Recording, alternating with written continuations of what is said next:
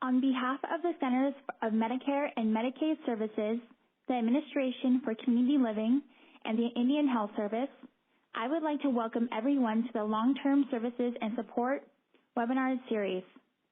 My name is Amanda Fox, and I work for Kaufman & Associates. I'll be the moderator for today's webinar. Today's webinar is Transportation in Indian Country. During the presentation, a radio PSA will be played. It is a 1 minute in length, and while the audio plays, the screen will display as a black screen. Finally, please be aware that today's webinar is being recorded and that the recording will be made available online in the near future on cms.gov. With those announcements made, I would like to welcome everyone to today's webinar. Please note, this webinar series is supported by a contract awarded by the Centers for Medicare and Medicaid Services. The opinions, findings, conclusions, and recommendations expressed in this webinar are those of the presenters and do not necessarily represent the official position or policies of the Department of Health and Human Services or the Centers for Medicare and Medicaid Services. We have one presenter with us today. I would like to introduce you to Melissa Gray.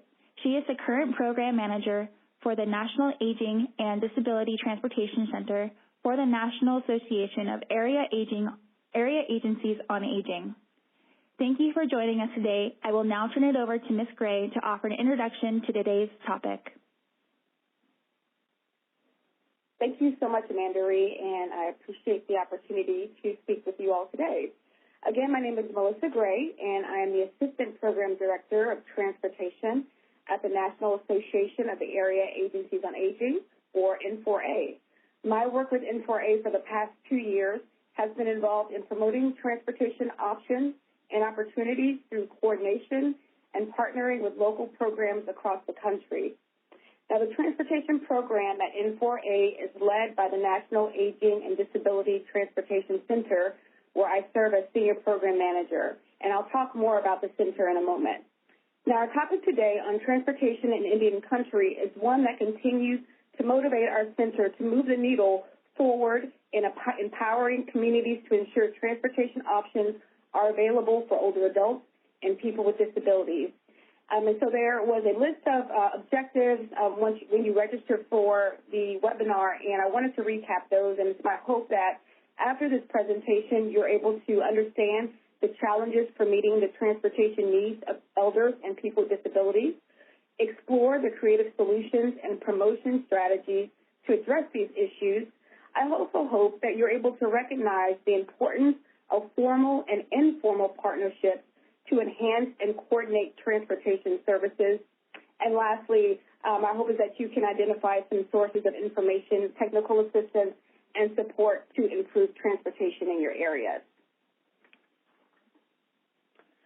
So briefly, I just wanted to let you know that the NADTC is one of 4 technical assistance centers funded by the Federal Transit Administration, along with a National Rural Transit Assistance Program, the National Center for Mobility Management, and the Shared Use Mobility Center. Now, each of these centers support the provision and coordination of transportation services and promote the mobility of people with disabilities, older adults, and those of lower income.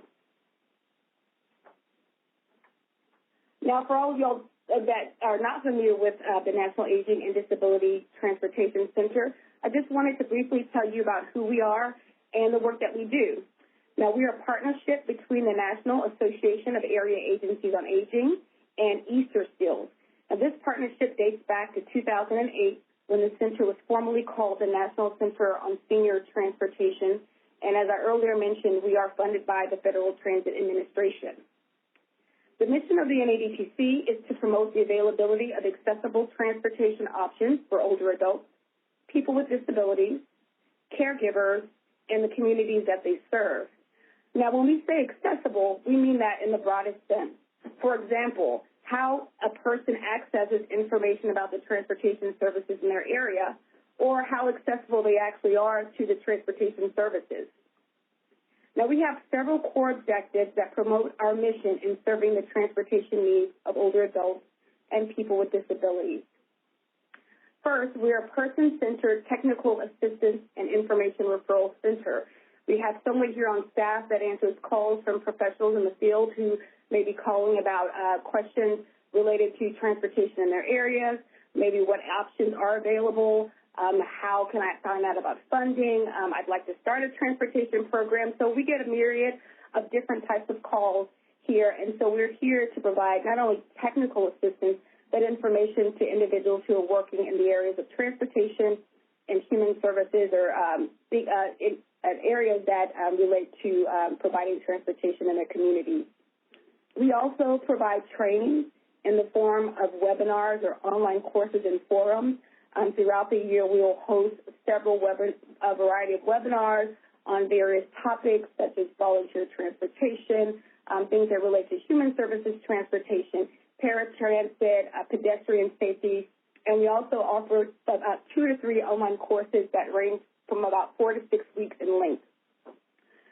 Next, we offer interactive communication and outreach strategies. We provide a monthly e-newsletter to all of our audience. If you're interested in receiving that newsletter, please visit our website at www.NADTC.org, and we'll get you connected with that. We also produce a number of blogs on a variety of different topics as well. And if I can say so myself, we have a really great website that hosts not only our blogs, our webinars, all of our courses, but just a variety of different best practices and information that can assist professionals and individuals, families, and caregivers that are looking for information about transportation. Now, we coordinate and partner with stakeholders in the community. We do this in different ways. We attend various conferences throughout the year. Speaking about our work, we partner with various programs throughout the country and individuals who are wanting to get more information about transportation and how to make transportation more robust in their area. And then we invest in community solutions. A large part of what we do here at the center is that we provide grant funding to local communities who are looking to develop innovations in their area to provide accessible transportation for older adults and people with disabilities. This is one of our favorite parts of our work, is that we get to see the work actually being done, and so that's something that we're extremely proud of, to be able to fund programs that are wanting to increase that accessibility of transportation in their areas. And then lastly, we have an independent program evaluation. We work with an independent evaluator that provides evaluation to our funders every year. We are currently in our 5th year of the center. This year we have a focus on transportation challenges that specifically impact diverse populations, encompassing racial, ethnic, and cultural diversity, and including tribal elders and people with disabilities, new immigrant groups, and non-English speakers. So I wanted to begin framing today's presentation by discussing some of the reasons why transportation is important in Indian country. Now, the majority of Title VI programs serve American Indian elders in rural or frontier areas. Now, this creates unique transportation challenges for the agencies to develop services and support. So some of these challenges include long distances and spread out areas that are far and broad. Also, the lack of transportation options. You find that often in rural and tribal areas that there's just no options available for folks to get around and get to places that they need to go. Funding, always a concern and challenge, and rising operational costs to be able to not only pay staff, but to bring on more staff. A lack of drivers and the inability to be able to pay the drivers increasing wages for the ones that are working. Low number of volunteers, and then, again, lack of coordination. These are just some of the ones that I wanted to pull out, but as you can see from this slide, there are several different challenges in these areas that folks are looking and trying to address.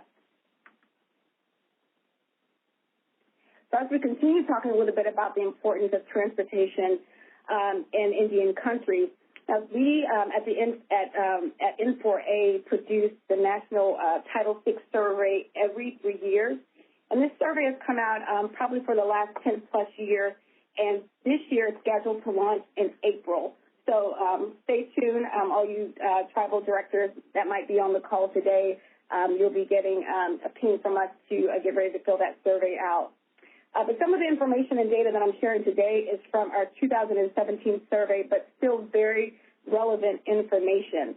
And so when asked about the greatest needs, these Title VI directors reported that vehicles and funding were on the top of the list, which I'm sure is no surprise. Now, when talking about vehicles, some of the comments included, well, the vehicles have mechanical problems. We need a vehicle mechanic, just someone to work on a lot of the used vehicles that we have in our fleet. Vehicles are just simply past their life. They just are no longer able to run. Often, because of lack of funding, many programs have to purchase used vehicles. They aren't able to purchase new vehicles. So as you all know, if you buy a used vehicle, the life of that vehicle is not as long. We just simply need vehicles. And so as I mentioned earlier, our TA person gets a lot of calls about just how do I find funding to purchase a vehicle for my program. And then needing to have specific types of vehicles. If you're all familiar with the terrain in frontier and tribal and rural areas, the roads are more than likely unpaved. Some areas may not have a road or a way to get to where they need to go. So having to think about specific vehicles to service these areas is important. And then second, regarding funding, survey directors reported that increased funding was needed to pay more drivers and pay for more hours. So just bringing on that staff is incredibly important. One of the directors kind of summed up in this statement just the importance. They say that transportation for the elders and homebound meals, caregiver visits are not able to be done due to the lack of transportation. So again, just highlighting that need of more transportation in the area. Some additional insights that the survey report provided regarding challenges included, again, we talk about distances. They say the mean is 40.8 miles, median is 20 miles. This is a lot of miles having to be traveled with used vehicles. So again, those are definitely some challenges that programs are having to address. Transportation in Indian country, again, they may be provided by these types of vehicles. Looking at the specific types of vehicles that programs have to purchase in order to provide services in Indian country. A lot of times you can't get there with wheels. You need a ferry or a boat or maybe even a plane. So those things are not cheap, so you're having to think about funding for that.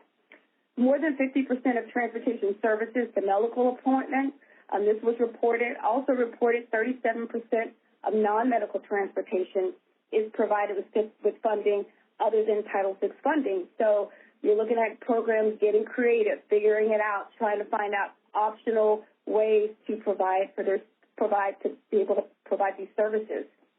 And the non-medical transportation was identified as being an unmet need by 63% of survey respondents. And when you think about these are folks trying to get to healthy food or just trying to, get to other places other than medical appointments, but these things also play into someone's quality of life. It's not just the medical appointments that people need to get to.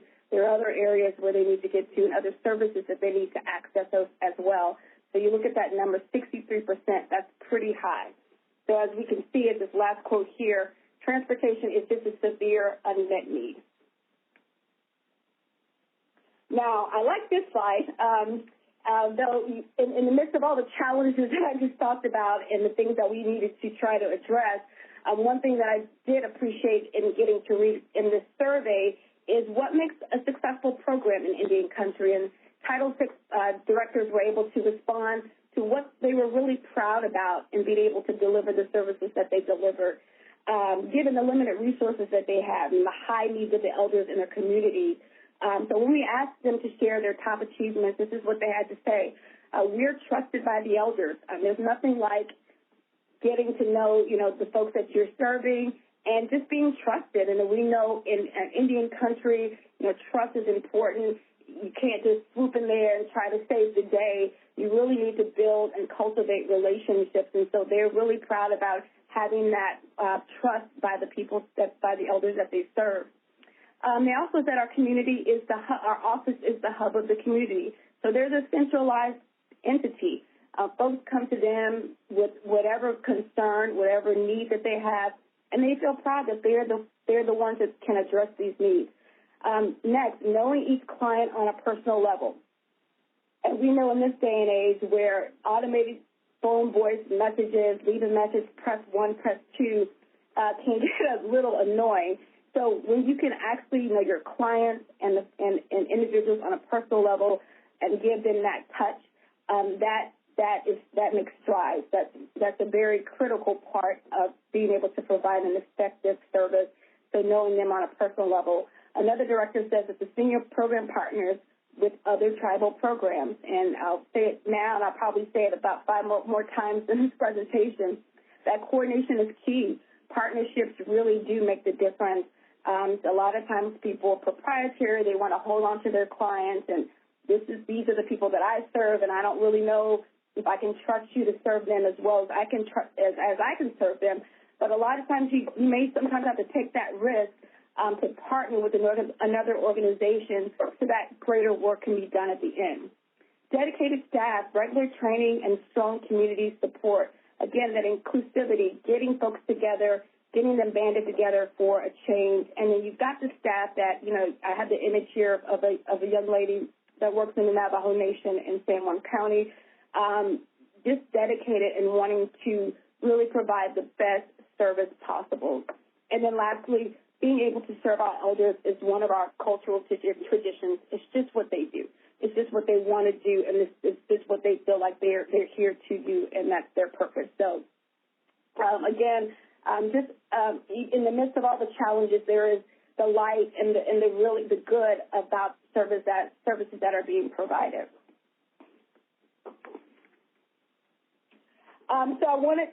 So as I mentioned earlier, funding continues to be a critical need for programs to provide services. And so I'm kind of switching gears here because I wanted to talk a little bit about funding. One thing that I did mention in one of our core objectives is that we invest in community solutions and we provide grants to local programs. Every year the NADTC puts out a competitive grant program to enable local programs to develop innovations to provide accessible transportation options to older adults and people with disabilities. And this just in, you all can hear it here first. Our 2020 grant program will be out on the streets next week. So if you don't receive our e-newsletter, again, I encourage you to go to our website and log into that so you know exactly when that will be live. You can also check on our website periodically, but we want to make sure that RP is available to you. But overall, our Innovations in Accessible Mobility Grant is designed to enable innovations to solve local transportation issues and create models of excellence for potential replication. We also want these grants to strengthen the connections between transit and human services, and then build bridges between transportation and community programs that support community living. So all these grant goals are important, and when we look at applicants, we want to make sure that they're hitting these points and making sure that whatever innovations they're planning for or they're looking to implement in their communities are doing these things. Unfortunately, for our grant program, we're unable to target our grants to a particular geographic region. So folks have asked us, you have grants specific for rural or tribal or urban. We don't do that, but we are always looking for opportunities to encourage rural and tribal organizations who often have the most limited options to apply for our grants. So, again, our Technical Assistance Center, if you ever have any questions about our grants, how we fund, things like that, please feel free to give us a call at any time. But I want to, now kind of turn the corner and highlight a unique program who we were able to fund in 2018. They applied for funding then as a planning grant to let us know how they intend to implement their strategies. But in 2019, we ended up funding them again for their implementation grant. We were really excited to work with these folks. And the program is called Capacity Builders. And so this is a great example of how a little bit of funding and coordination can go a long way. Capacity Builders is a 501c3 nonprofit working within the local communities in San Juan County, New Mexico, as well as the Navajo Nation. Now, the reason why Capacity Builders applied for grant funding from us was to alleviate the stress of elders and people with disabilities and being able to have their transportation needs met in such a rural area. Now, Lugos is a for-profit transportation arm of Capacity Builders, and they originally started as a taxi company in the area. They were servicing Farmington, New Mexico, and the San Juan County area just as a taxi service, but later they were able to add an accessible van to their fleet and then felt more able and, ready to apply for this grant so they can provide rides to tribal elders, older adults, and people with disabilities who may be in wheelchairs or other mobility devices. Now, these are some of the things that they set out to do. They wanted to provide rides for rural residents with disabilities and for older adults. Now, many of these riders, they live in remote areas of the Navajo Reservation within the San County area, but also in external areas in the community. And they provided 5 days a week service for 12 hours a day from 7 a.m. to 7 p.m. And compared to some, local smaller transportation programs, that's pretty impressive because most only do between the hours of 8 or 5. But this program realized that folks needed to access services after business hours, and so they really wanted to design a program that can provide those types of services during those hours. These services, again, were provided by Lugos, their taxi company. Rides were provided to, local destinations as well as destinations in the city of Farmington. These rides were curb to curb. So if you were an older adult, you had no problem. They were making sure they were picking them up at the curb, and then all of these rides were fare-free. Now, the one thing that they did do is they said people could give a donation if they'd like, because often people don't want to receive a service if they're not able to give anything back. But what they did encourage riders to do is provide a survey as kind of their payment. So if you can give us a rider feedback survey, we really appreciate that, and that could serve as payment as well. So that's something that they were able to do. And one thing I will note is some areas on the Navajo Nation were not accessible by a small bus, especially not their big bus, which they lovingly call Big Bertha, or a compact car. So some of the passengers were given a ride to a meeting point. So they had a designated meeting point on the reservation. It could have been a tree or some type of mile marker where they knew to meet, and they knew that Big Bertha was going to pick them up there. So what's unique about this program is that the Capacity Builders set out when they applied for their grant funding in 2019 to provide access to transportation options to the residents of San Juan County and the Navajo Reservation. They were also able to address a number of other challenges. For example, they looked to address language barriers, and how they did that, they hired Navajo-speaking dispatchers and drivers and interpreters to accompany them when they were talking to elders on the reservation or folks in the community about the program, and when they went to different facilities and chapter houses. They were also able to address food insecurities. Once Capacity Builders realized that many people in the community were only able to pick up food boxes from a local food bank once a week, and these food boxes were only designed to feed a person once a week, but they could only go once a month to pick these boxes up and had to stretch 1 week of supply of food for 1 month. They really wanted to do something about that. And the simple reason is they didn't have transportation. They couldn't get there more frequently. They could only go once a month. So Capacity Builders decided to partner with that local food bank, and they were able to provide rides on a more consistent basis to individuals every week to pick up these boxes. Now, as we all know that, social isolation is a growing issue in many areas, probably most areas now, but often more prevalent in rural areas. And so through this grant project, Capacity Builders was able to provide transportation to a homebound elder who was confined to a wheelchair and not able to get out of her home. But now, through this program, she was able to go to various locations like chapter houses, the movies, things like getting her hair done, things that sometimes we take for granted but could mean the world to an individual and this person hadn't gotten out of her house in 2 years. So just looking at the wonderful things that they were able to do, and you can see many of the things that they were able to accomplish through this grant in providing rural transportation services and hiring their drivers, all of the upticks on their clients, all of the surveys and the feedback. And that's the one thing they were very proud about is so many people provided feedback at the end of the project, all very positive feedback at that, but they were very surprised that people wanted to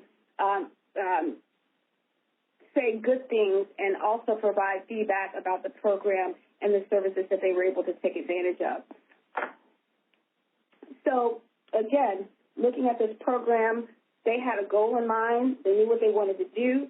They secured a little funding. They included all of the individuals in the community, and they had coordination. So just all the great things that a program can do when you put those things together. So I talked a little earlier about our mission, the mission of the NADTC, and how we promote the availability of accessible transportation. But again, accessibility in the broadest sense of the word, just, how do people find out about transportation? How can we help them find the right place when they need it? Where do they go for transportation?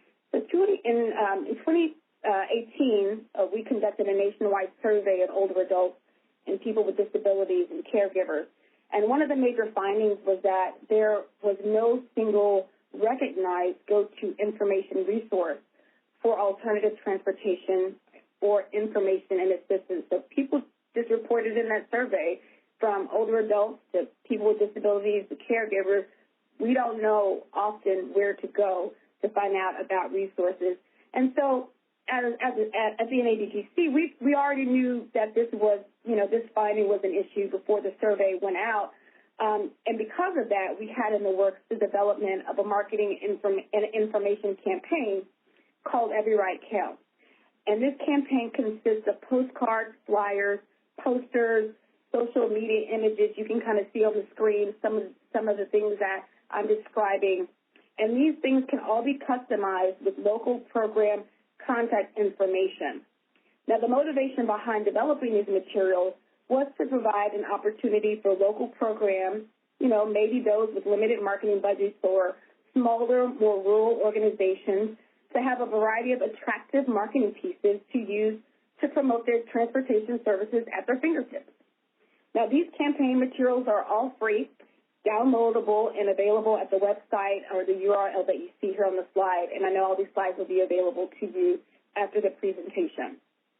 Now, since the launch of this campaign, many programs have utilized the materials in a variety of ways to get the word out about their services. We've had programs do bus wraps and magnets and keychains and pencils, just a lot of different things, and being very, very creative.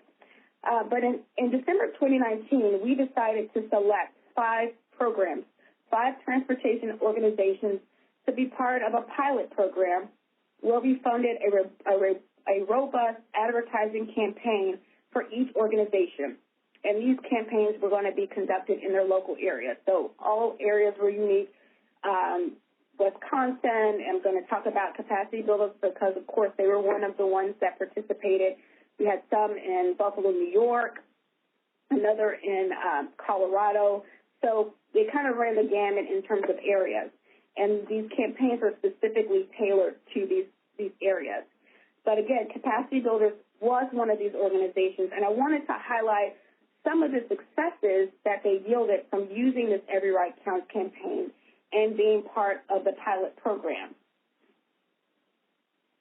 So this next slide is pretty colorful, but you kind of can see a consistent theme. Of course, this is their logos on the side and the left. The next picture image is one of their billboards, one of the billboards that went up in the Farmington and San Juan County area. They've got taxi toppers, bus wraps, and the one at the bottom left is a movie theater. And I know we've all been to the movies and seen kind of local advertisements being promoted there. And so that's what they decided to do. And so we talked with Capacity Builders after the campaign just to find out how they thought things went. And some of the things that they shared was that most of the viewers frequently reported seeing ads at the movie theater, on taxis and shuttles, and on the flyers at the Indian Health Services office. They noted that some caregivers saw the ad at the movies, and they took down the number or even recorded the commercial with their phone so they can use it in the future. They distributed flyers at several locations, including all the chapter houses. The taxi drivers shared them with their riders, and they reported that billboards were effective and that the movie theater the ad at the movie theater had the strongest call to action, and they relayed that the radio ads had a far reach, especially on the Navajo Reservation. And I think we do have some time to consider where we are in time. So I wanted to quickly play an ad, the radio ad that was recorded specifically for the Navajo Nation to promote the transportation services that Capacity Builders was providing.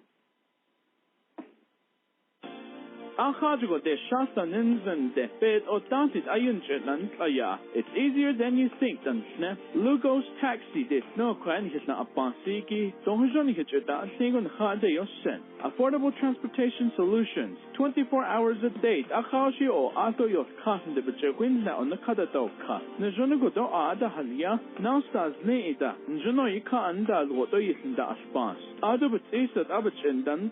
Disabilities, caregivers I use a band in Egi Quabanda Spans. Now cake Ashido the neck Ashiada Kido that is Agi Banda Spans. The agent at home with a beshwa who didn't on the Katado cut 505-324-6568. That's 505-324-6568. They could also be how every ride counts. If not, a campaign of the National Aging and Disability Transportation Center, Ananda.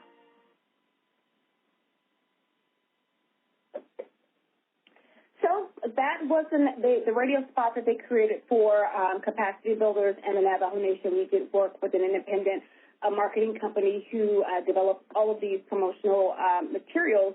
But again, just going back to what Capacity Builders set out to do, and one of the things that they wanted to make sure they addressed was the language barriers. And we all know it could be any language. This in particular was Navajo. So if you can go to any community and you want to make sure that you communicate in the language that they best understand. And so we were really, I'm sorry, I can't translate that for you, but if you want to maybe get the transcript from me, I'll have my contact information at the end of this presentation and get that to you. But just to kind of, again, show you and use Capacity Builders as an example, that once a need is identified, and in this case, and in many other cases across the country, the need is the lack of accessible and available transportation options for older adults and people with disabilities. Next, you want to identify how do we address this need. We could address it through funding opportunities and getting more funding for our program, coordination, again, there's that word, and partnering with other agencies in the area. And, of course, it never hurts to find some effective ways to get the word out about your program, as we can see through the Every Right Counts campaign and what Capacity Builders decided to do as a pilot test person, so that those in the community can know about the services that are available. So just wanted to share that with you. So as I'm getting ready to wrap up a little bit, one of the things that I wanted to kind of get you all thinking about is some questions. I mean, I know that we've got a variety of different types of professions, and the audience is broad today in terms of what you all and your roles are in regards to tribal transit and transportation. But some questions to find out, are you really mobility-minded? I know, we think often about food and housing and other types of services, and I'm so glad that you all are on this presentation and this webinar, because transportation truly is an indicator of it's a social determinant of health and can really impact a person's quality of life overall. And so it's vitally important that we continue to address this issue. So just some questions to ask. If I'm in the right frame of mind when it comes to mobility and transportation and really thinking about promoting and increasing options for the individuals that I am serving. So one, are you working with a community health representative in the area to coordinate transportation services? Sometimes they're able to, provide transportation. Sometimes they don't have to, but that is a partner and certainly someone that you could be working with or partnering with to figure out how can we increase the transportation availability for tribal elders in the area. Secondly, are there partnerships that your programs have been able to develop that help with the transportation options for elders? So again, this partnership word and really taking it grassroots to find out, okay, no one program is an island, and you really need to really identify and think about ways that we can bring and forge our talents and our time and often our funding together to really provide the best service for those that are needing these services.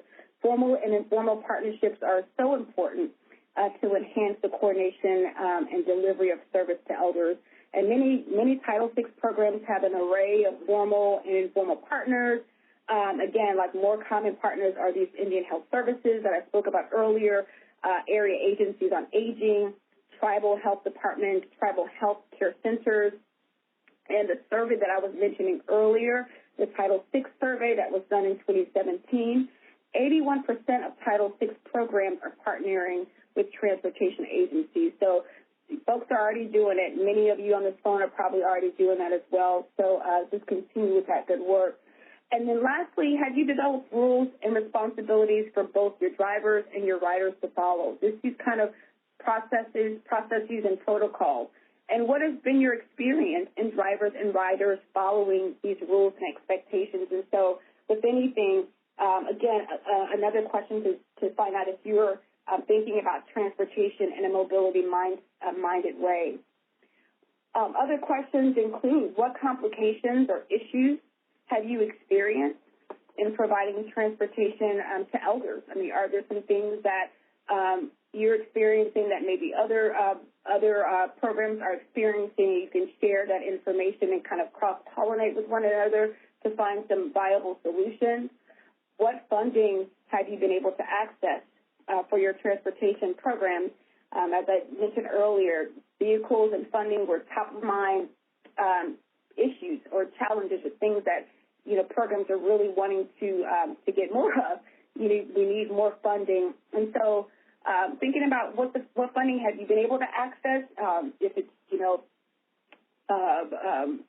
any kind of federal funding, local funding, again, going into partnering and, are there funding that other partners that you can attach to or glean from? Have you implemented any creative or innovative solutions to address transportation challenges? And this one I love because it just kind of forces people to kind of step out of their own box and think about creative ways to not only bring more funding to the program, but to address the transportation problem as a whole. And that's, again, going back to our grant program and many of a lot of the grant funding that you may find out there is that they're looking for programs to, have innovative. And when I say innovative, that could be innovative to one program, but not innovative to another. It doesn't mean it's never been done before. It just means it's not been done in your particular area. But what are some out-of-the-box thinking that you could begin to, entertain to just address some of these challenges? Small steps, make, huge strides. And so, again, thinking about that. And then lastly, are the Title VI program and tribal transit in your area working together? And here we go again, coordination and partnership. It's a big deal. It really is to really think about, if you even have to sit down and make a list of individuals or people in your area or programs in your area that you can just have coffee with or have a sit down or an informal meeting to see how can we begin to address and make some inroads with this problem, this concern, this challenge together. So just thinking about that, and so we know that much of the strength of these programs lie in their ability to overcome these challenges in order to deliver services to the folks that need them most. So this is a slide I wanted to kind of let you know, looking ahead, what's coming up for not only the NADTC and how this impacts you, but also some things coming down the pipe that you can directly be involved in. So again, I mentioned our grant program, our 2020 grant program will be launching next week. And just to give you a little bit more specifics on that, it is a short turnaround program. It'll be a 6-month grant, but we're looking for shovel-ready programs. So if you have some things that have been brewing, and you're ready to kind of just launch it, this is going to be the grant for you to really to see if you can get some funding to really get that off the ground. I mentioned earlier we have our Year 5 focus is on transportation challenges that specifically impact diverse populations. And so we're still looking and thinking about ways where we can engage with tribal organizations and tribal transit programs to figure out whether doing a focus group in a particular area. So you may hear from us, any of you all on this webinar, to figure out ways and how we can come together and think about addressing these challenges that specifically impact populations from ethnic and cultural diverse lenses. And then again, the National Title VI survey will be launching in April of this year.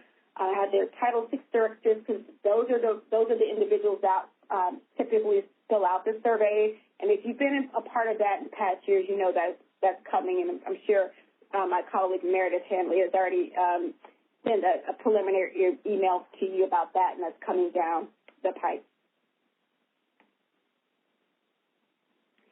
I do want to share some funding opportunities. I will let you know I'm not the guru of funding or federal funding or anything like that, but I will share what I do know. Just recently, I want to say it was last week, and probably most of you on this call received this email from the Office of American Indian, Alaskan Native, and Native Hawaiian Programs. They recently released a transportation quick guide intended to be used as an initial resource for general information related to Title VI transportation. I was really excited to see this when this came out. This guide provides information on funding opportunities, technical assistance, and it highlights helpful guides and toolkits on topics like how to buy a vehicle, which is critically important in identifying and overcoming transportation barriers for clients. Again, thinking about ways to meet clients where they are, consumers where they are, and addressing any of those gaps like language. The next link is a link to a CCAN webinar, which focused on the U.S. Department of Health and Human Services program federal fund braiding opportunities. This webinar was held on the 13th of February just this year.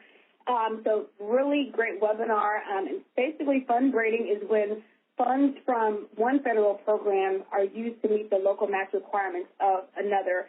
So when I was talking earlier about coordination and partnering with other entities and agencies that may have funding that can help your program and vice versa, this webinar you definitely want to take a look at if you get a chance, because that'll provide some other opportunity for you to get some more funding for your program. Just a couple of training opportunities. I also wanted to highlight a couple of conferences that are coming up late summer, the 23rd National Indian Council on Aging, also known as NICOA. Their conference is in August in Reno, Nevada. This, I believe, is also going to be the Title VI conference that's normally, I think it was held in Minneapolis last year in Minnesota. I believe that conference is going to couple with the NICOA's conference in August. Probably many of you on the call already know that. So, again, a great opportunity if you're new to tribal transit or transportation or just tribal issues in general, a wonderful conference to attend. And then also the National Transportation and Indian Country Conference. This is specific on transportation. This is going to be in August as well through September the 3rd in Santa Ana Pueblo, at the Santa Ana Pueblo in New Mexico. So wanted to let you all know about that. So one of the resources that we're pretty proud of, and to be honest, we shamelessly hold on to this, even though it's a little outdated.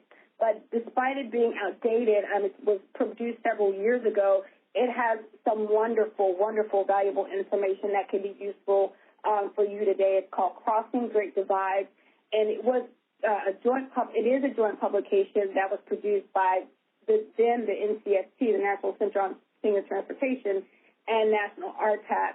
And it provides information about transportation providers in Indian country, funding resources, some solutions from the field, as I was kind of talking a little bit about being creative, thinking out of the box. What are some things that you can do to get some more, to bring funding to your programs, to improve transportation access in your areas. And also has a directory of resources. I can't say how current they are, but I know some of them are still current. But again, I put the link on there. You can access this publication on the NADTC website. So please check that out if you get a chance. And lastly, this is just a last additional resources slide. If you if you are looking for any additional resources on tribal transit or accessible transportation, these are all NADTC products and publications that we've produced over the years. We had a mini course on rural transit operations. So all of these are made available to you, again, on our website. And as I mentioned, it is a wonderful repository of information far and wide on any transportation topics that you could possibly think about. So with that, I will conclude. Again, I appreciate your time today. Again, my name is Melissa Gray. I'm the Senior Program Manager with the NADTC. Here's my contact information here, and we welcome any calls, any inquiries that you have after this presentation. Thank you so much. Okay, this is our time for questions. Please enter your questions in the Q&A pod located at the bottom right side of your screen. Our first question is, I know that the rural communities are pretty far from Farmington, and there were a few Medicaid taxis on the Arizona side, not far from Farmington, that were run within the communities, where grandma could just knock on the door and get taken to the major facilities at Gallup, Shiprock, or Farmington without the taxis coming from far away.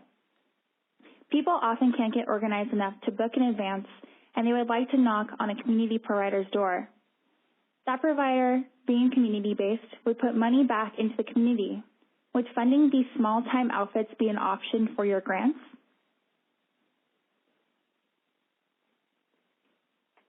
That's a great question. And so our grant funding, if you're a nonprofit organization, you are eligible.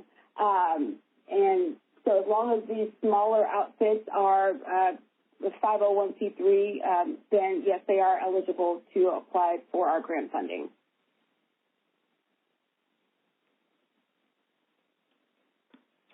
Okay. Can 5310 funds be used to support transportation?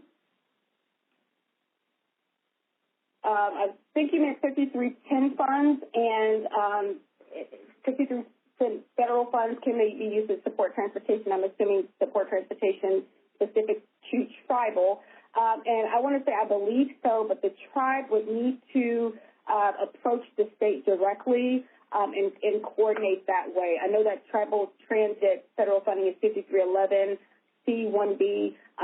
Again, as I mentioned, I'm not a funding expert in this area, but for 5310, I want to say yes, those funds can be used, but you need to be able to approach the state directly in order to get that coordinated. What if the big problem on the reservation is access to healthy food? Wow, great question.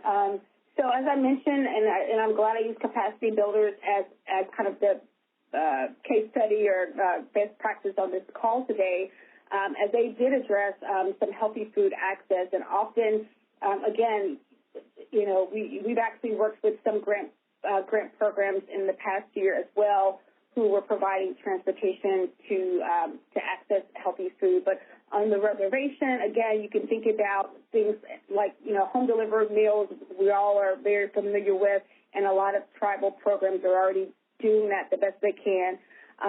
Access to food banks. If there are food banks in the local area as capacity builders, as I shared with you today, they partnered with the local food banks in order to get folks on the reservation to that food bank on a more consistent basis.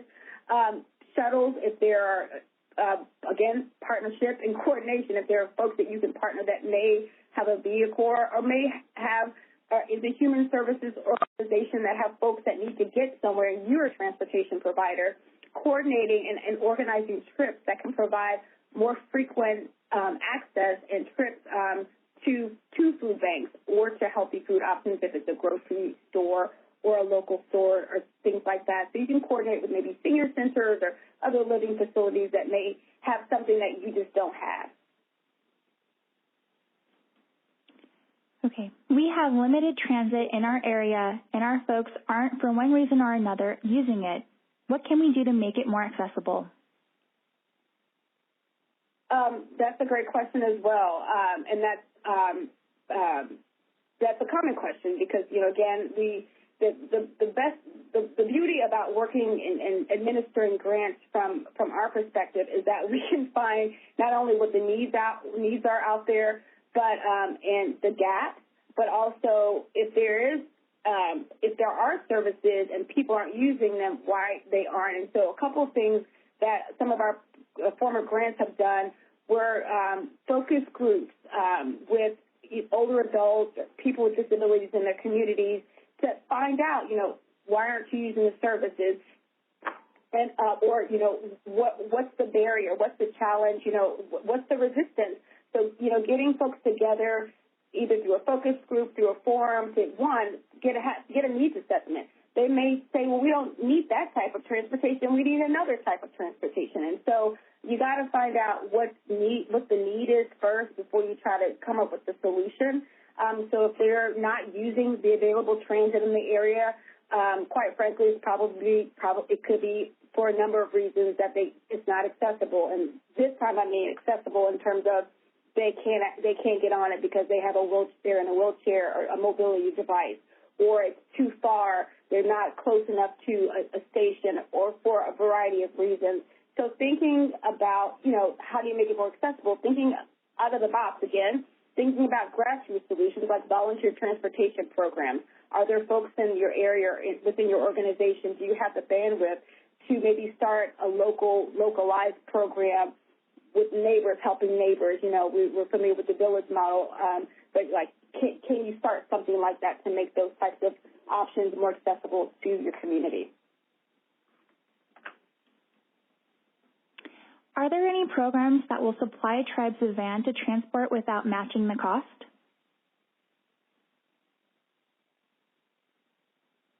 Are there programs that will supply tribes a van to transport without matching the cost? And I'm assuming that's probably a funding question. And again, be very honest.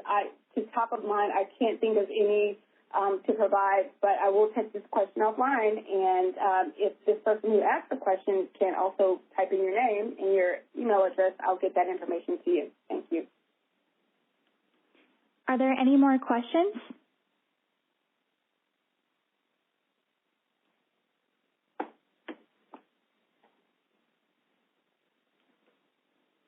Okay.